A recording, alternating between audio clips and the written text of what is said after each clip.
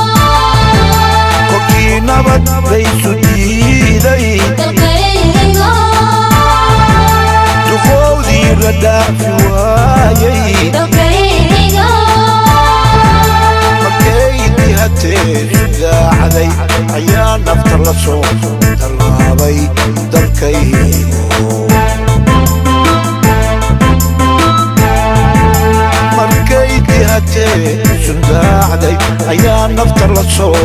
dalaabay